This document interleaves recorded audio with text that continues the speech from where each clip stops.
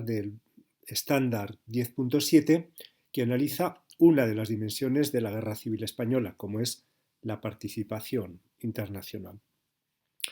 En la introducción vamos a hablar fundamentalmente de cuáles son los motivos estratégicos que hacen que España sea un país apetecible a la hora de plantearse intervenir. En este sentido, como mínimo tendríamos que apelar a dos rangos de motivos. El primero, la posición geoestratégica que ocupa España. España es la puerta de comunicación entre el Atlántico, el Mediterráneo, entre Europa y África. Posee unas condiciones de bastante fácil defensa, al estar aislada, excepto por los Pirineos, de bastante fácil defensa internacional. Y por tanto, la propia disposición de España y algunas de sus islas hace que sea un país apetecible. Esto no va a pasar solo en el contexto de la Guerra Civil Española y Segunda Guerra Mundial. Cuando se está desarrollando la Guerra Fría, inicialmente las potencias que han ganado la guerra van a aislar a los regímenes totalitarios como el de Franco. Sin embargo, pronto, en 1953, Estados Unidos es capaz de sacrificar cualquier escrúpulo moral para poder contar con España como aliado dentro de la Guerra Fría. El tener en España bases militares resultaba para los norteamericanos extraordinariamente importante. Bueno, esto lo pongo solo como un ejemplo, una anécdota para que veamos que estratégicamente España ocupa un lugar privilegiado. El segundo de los motivos estratégicos es que España posee minerales que son necesarios para la producción de armas, como es el caso del wolframio y algunos otros. Por tanto, en el contexto ya prebélico de la Segunda Guerra Mundial, piensa que la guerra española empieza en el 36, pero la Segunda Guerra Mundial está ya casi a puertas, ¿no? Y ningún país o ningún régimen totalitario es tonto, sabe que antes o después esta va a llegar. Por tanto, España también es apetecible desde ese punto de vista. Pero por otro, también existe afinidad ideológica entre esa Italia fascista en la que Mussolini, después de la marcha sobre Roma de 1922, conquista el poder, o esa Alemania nazi a partir de la progresiva entrada en el poder de Hitler. Por tanto, a la altura del 36 había una gran decantación ideológica. Por un lado estaban las potencias democráticas, Estados Unidos. Bueno, Estados Unidos es una potencia democrática, pero ya veremos cuál es su actuación. Fundamentalmente Francia y Gran Bretaña. Y por otro lado, las potencias totalitaristas, Italia, Alemania, Portugal. Cito estas tres porque no son las únicas, pero sí las que más van a tener que ver con España. ¿Cuál es el efecto de esta participación internacional? Pues hemos visto estas dos causas, ahora vamos a ver el efecto. No es comprensible que la guerra civil durase tanto sin la intervención foránea. Y por supuesto, tampoco tenemos que desconocer que el apoyo masivo va a ser al bando sublevado. Es decir, a intervención apoyando por parte de la URSS, lógicamente al bando republicano, por parte de los totalitaristas al bando franquista, al bando que asimismo se llama nacional. Pero si lo ponemos en una balanza, es mucho más importante el apoyo que va a recibir el régimen de Franco que el apoyo republicano. Por tanto, se prolonga y se altera el resultado de la guerra civil. Entonces vamos a ver 6 puntos. Lo primero, ayudas totalitarias y ayudas a la república. Luego, el papel cuestionable de las democracias occidentales.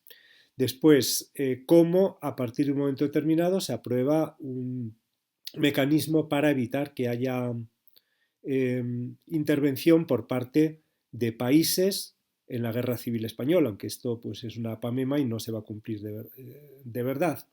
Luego vamos a poner algunos ejemplos de los apoyos materiales y humanos y por último vamos a hablar de los voluntarios, las brigadas internacionales y del papel de la Sociedad de Naciones, que como sabes es el antecedente de la ONU. Empezando por ayudas totalitarias. Lo primero, ya lo he explicado que la intervención de Alemania e Italia favorece netamente al bando franquista respecto a la intervención de la URSS de Stalin. Claro, ¿cuál es el papel de Inglaterra? Inglaterra realmente deseaba el triunfo de Franco porque les parecía aportar cierta estabilidad. Sin embargo, como los Altos Hornos o las fábricas eléctricas catalanas, que son con las que más comercia, está bajo dominio de la República, se declaró neutral. Alemania, obviamente, pues tiene afinidad ideológica, pero sobre todo quiere perjudicar a su principal enemiga, que es Alemania. Alemania, Leon Blum, es su presidente, es socialista, y Francia tiene un presidente socialista, quiero decir, y por tanto Alemania quiere perjudicar a Francia interviniendo en España. Francia presta inicialmente, por motivos ideológicos, apoyo a la Segunda República y por tanto una manera de debilitar a Francia por parte de Alemania es intervenir a favor de Franco. Pero es que además para Alemania es un laboratorio España. Sirve como banco de pruebas a la hora de probar, por ejemplo, los aviones de la Legión Cóndor. Pero es que además va a tener algunas intervenciones fundamentales. Por ejemplo, Alemania presta 20 aviones JU-52 que son los que van a permitir pasar las tropas sublevadas españolas afines a Franco que están en África a la península. La Marina, mientras tanto, podía controlar el paso de barcos, hundía cualquier barco que intentase atravesar el estrecho, pero claro, no tenía nada que hacer si estos 20 aviones día y noche están traspasando tropas a la península que al final van a ser decisivas. ¿Qué quiere Italia?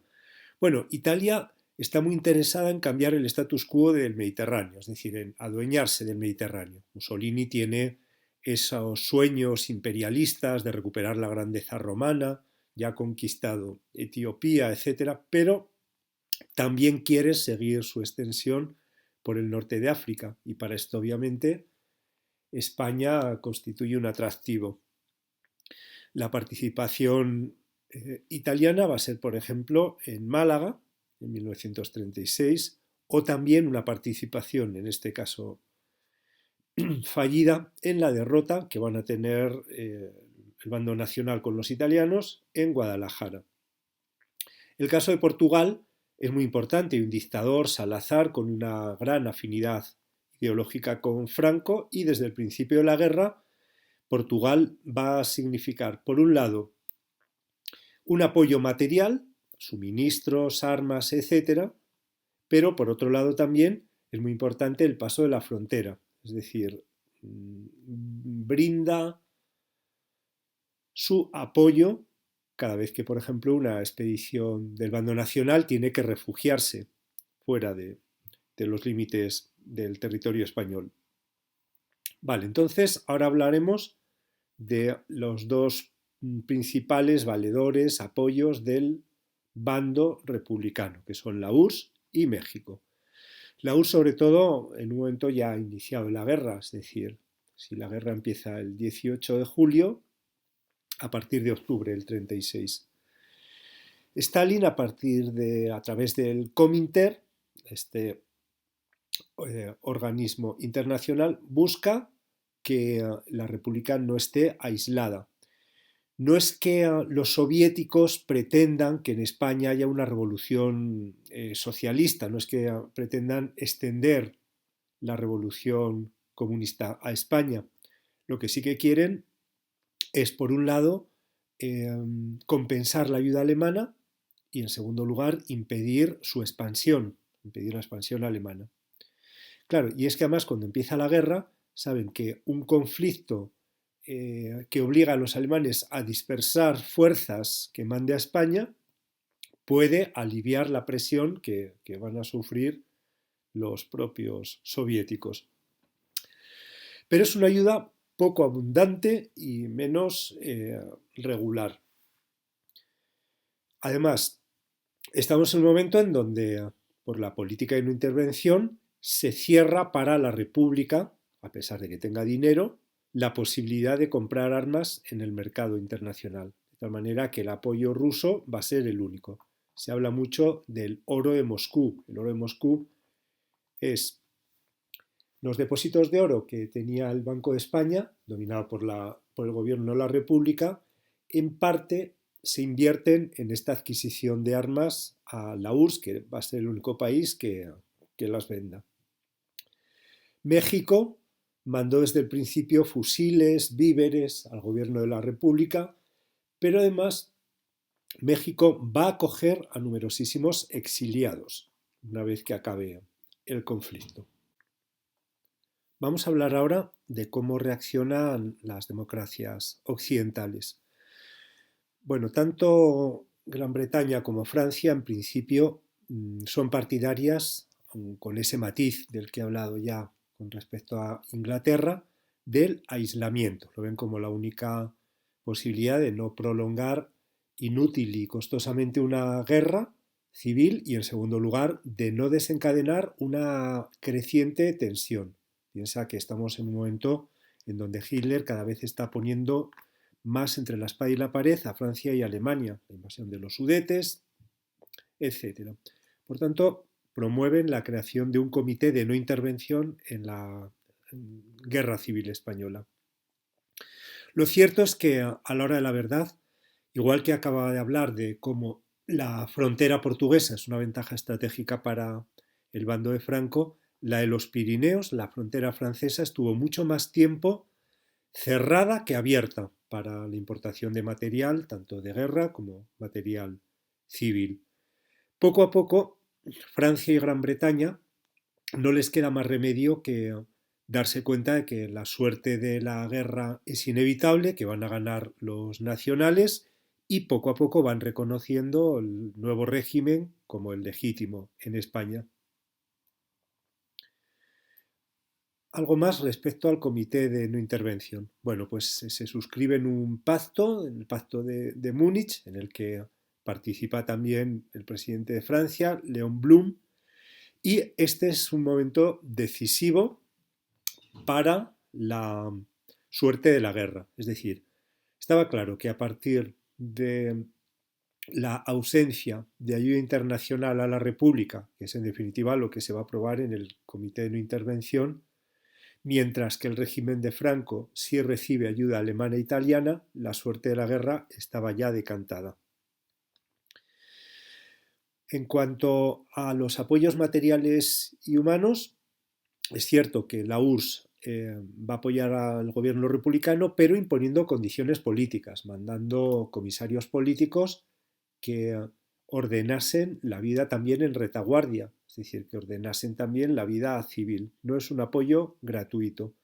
Alemania, ya hemos hablado de los aviones, tanques alemanes, 16.000 soldados, o por ejemplo, algo importante, el bombardeo de Guernica, llevado a cabo por la Legión Cóndor, que va a significar para Alemania pues, un banco de pruebas, hasta el punto de que Guernica era una población civil desarmada, sin ningún valor estratégico, y simplemente de lo que se trataba es de probar en condiciones reales cuáles son los efectos de los nuevos aviones y armamentos desarrollados por Alemania, es decir, una prueba previa a la Segunda Guerra Mundial.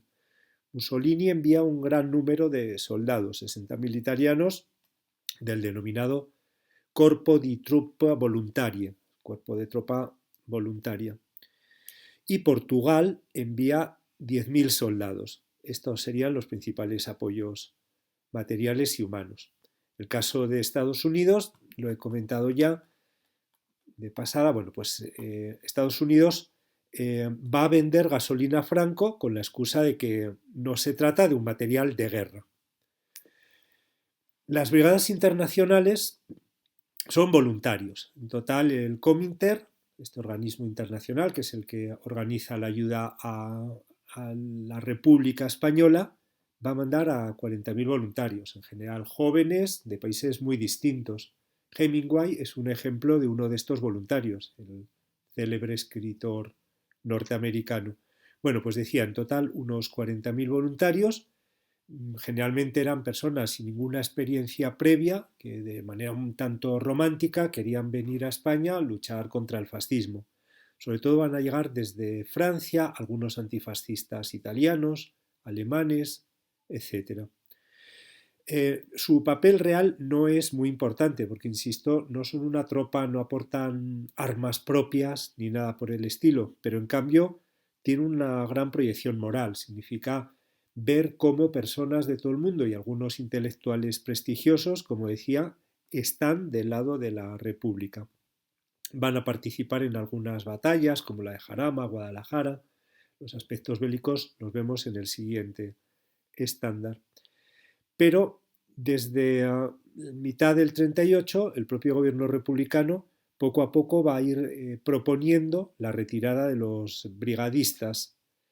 Eh, Esto lo propone la Sociedad de Naciones y condicionado a que se haga lo mismo por parte de los italianos o la Legión Cóndor, cosa que al final la Sociedad de Naciones, que fracasa estrepitosamente en mediar en la Guerra Civil Española, no logra ningún acuerdo, bueno, pues decía, no se va a lograr, no se van a retirar los italianos, la Legión Cóndor, y al final ya agotada esta vía, el gobierno republicano va a imponer la retirada de los voluntarios de las brigadas internacionales.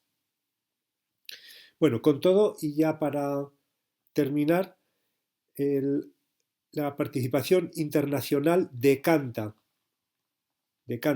la guerra a favor del bando franquista. Lo segundo es enormemente desigual, favorece en términos globales al bando franquista. Y lo tercero tiene un efecto perverso. Este efecto perverso es que significa la prolongación en el tiempo de la guerra y también la prolongación de los efectos. Es decir, el que haya tropas muy bien armadas, armamentos nuevos, incluso podríamos decir de vanguardia, en España, como banco de pruebas, va a significar un mayor dolo, un mayor quebranto, mayor número de víctimas y de sufrimiento para la población española.